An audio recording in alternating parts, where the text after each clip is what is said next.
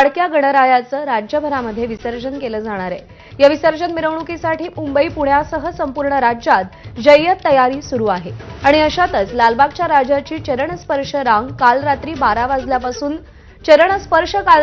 वाजल्यापासून बंद झालाय।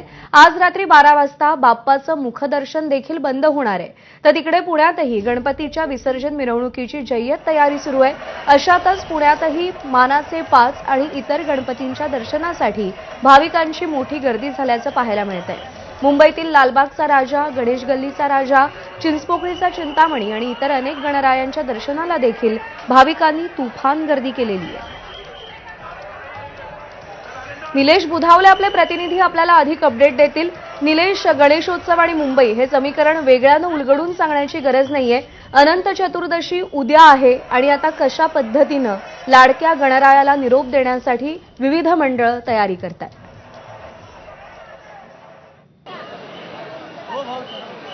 प्रज्ञा, मी सध्या लालबाग राजा गणेशोत्सव मंडळामध्ये आहे आणि आता मुखदर्शनासाठीचे अवघे काही तास जे आहेत ते शिल्लक राहिलेले आहेत। दुपारी 12 वाजता मुखदर्शन देखील बंद होणार आहे आणि त्यामुळं आता आपण या ठिकाणी पाहतोय खूप मोठी रांग जी आहे भाविकांची मुखदर्शनासाठी सुद्धा लागल्याचं दिसत आहे। रात्री उशिरा ही चरण स्पर्शाची रांग जी होती ती बंद झालेली आहे आणि मुखदर्शनाच्या रांगेला अजूनही या ठिकाणी मोठ्या प्रमाणामध्ये भाविक गर्दी करतायत। खरं तर पुढचे काही तास विसर्जनासाठी शिल्लक राहिले, त्यामुळे लाडक्या बाप्पाचं छायाचित्र जे आहे आपल्या मोबाईलमध्ये कैद करण्यासाठी लाखो तरुण जे आहेत, हजारो तरुण या ठिकाणी मोबाईलमध्ये आपल्याला बाप्पाचं लाडक्या छायाचित्र घेताना आपल्याला दिसत आहेत। त्यासोबतच अनेक भाविक असे आहेत जे प्रत्यक्ष या ठिकाणी पोहोचू शकत नाहीये, तर त्यांना व्हिडिओ कॉलच्या माध्यमातून देखील आपल्या कुटुंबाला या ठिकाणी दर्शन देण्याचा प्रयत्न या भाविकांच्या वतीनं, गणेश भक्तांच्या वतीनं होताना आपल्याला दिसत आहे।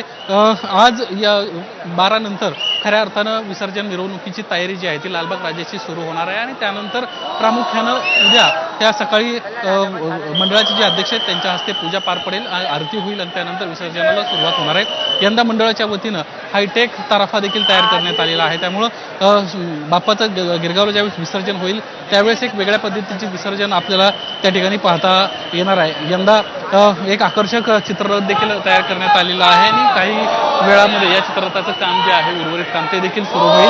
मुंबईमध्ये मोठ्या प्रमाणामध्ये आता विसर्जनासाठी कायदा सुव्यवस्थेचा प्रश्न निर्माण होऊ नये यासाठी पोलीस बंदोबस्ताची देखील व्यवस्था केलेली आहे। जशी मुंबईत आहे तशी उपनगरांमध्ये देखील विसर्जन जे आहे ते मोठ्या प्रमाणामध्ये होत असतात। हजारो गणेश भक्त जे आहेत ते बाप्पाचं विसर्जन उद्या करत असतात आणि त्यामुळं ठिकठिकाणी समुद्रावर जाण्यापेक्षा जे कृत्रिम तळ तयार करण्यात आलेले आहे त्याच्यामध्ये विसर्जन करावं, यासोबतच फिरते विसर्जनासाठी गाड्या देखील तयार करण्यात आलेल्या आहेत। त्याच्यामध्ये छोटीशी तळं तयार करण्यात आलेली आहेत आणि त्या माध्यमातून विसर्जन जे आहे ते उद्या होणार आहे। एकंदरीतच मागचे 8 दिवस कसे निघून गेले कळलेले नाही आहेत आणि आता कुठेतरी निरोपाचा वेळ जी आहे ती जवळ येते आणि त्यामुळे भाविकांमध्ये देखील एक कुठेतरी नाराजी आहे ती देखील आपल्याला पाहायला मिळते।